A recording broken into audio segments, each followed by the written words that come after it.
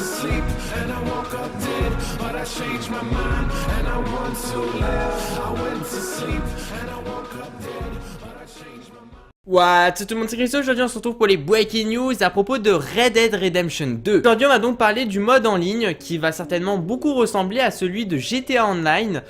où je vais vous donner vraiment aussi des petites idées, des petites choses comme ça qui pourraient éventuellement apporter dans ce futur Red Dead Redemption au mode en ligne,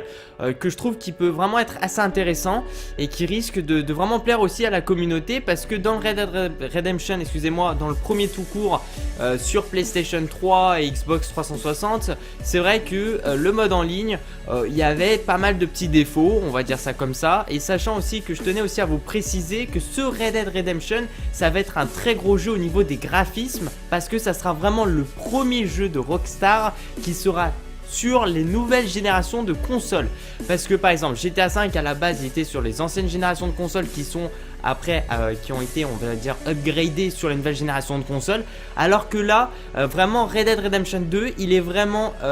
c'est un jeu, voilà, qui est vraiment concentré au niveau du développement sur la nouvelle génération de consoles, que ce soit bien sûr la PS4 et la Xbox One, et aussi bien sûr la plateforme PC, donc ça il n'y a pas de souci. Mais il faut vraiment préciser aussi là-dedans où en termes de graphisme et tout, on va voir une énorme évolution, même entre GTA et entre le premier Red Dead Redemption entre guillemets, parce que c'est pas vraiment le premier, c'est le deuxième, et que là en gros pour de vrai on passe au troisième Red Dead Redemption, mais que voilà, en gros, lorsqu'on va avoir de nouvelles images, éventuellement des gameplays, ou lorsqu'on va pouvoir enfin tester le jeu,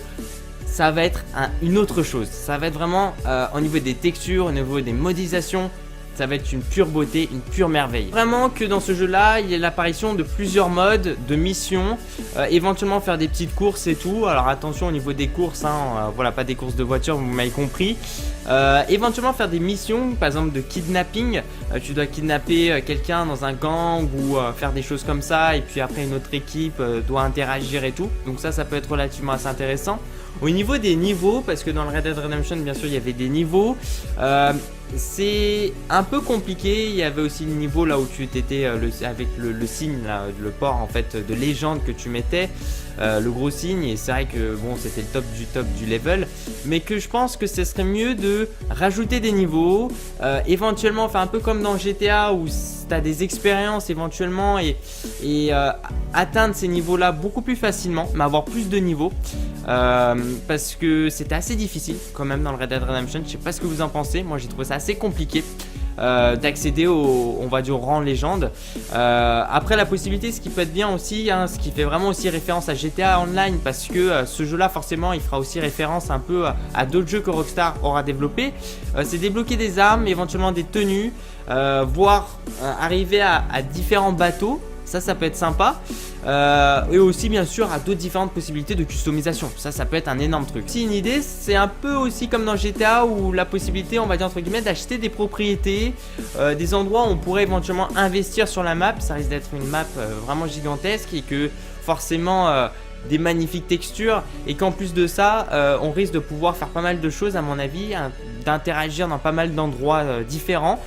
Faire son gang aussi, j'ai pensé à ça, dans le mode multijoueur, et pouvoir s'amuser avec des potes et tout, ou faire des gangs contre des autres gangs après, vraiment faire un truc vraiment délirant là-dedans. Et aussi rapporter un peu des missions un peu comme dans la GTA, où on a un peu un mode survie, des petites choses comme ça, ou aussi rajouter eh bien ce fameux nightmare entre guillemets, le mode zombie, rajouter une petite couche là-dedans, sur une nouvelle génération de consoles, avec les nouvelles textures et tout,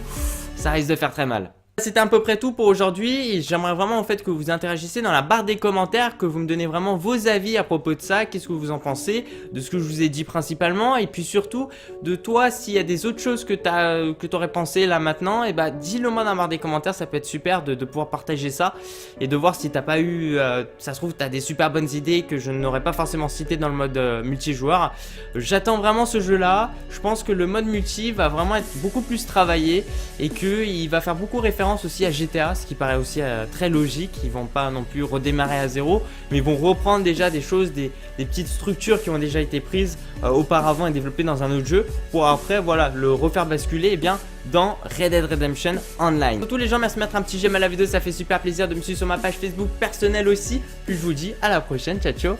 peace out les gens.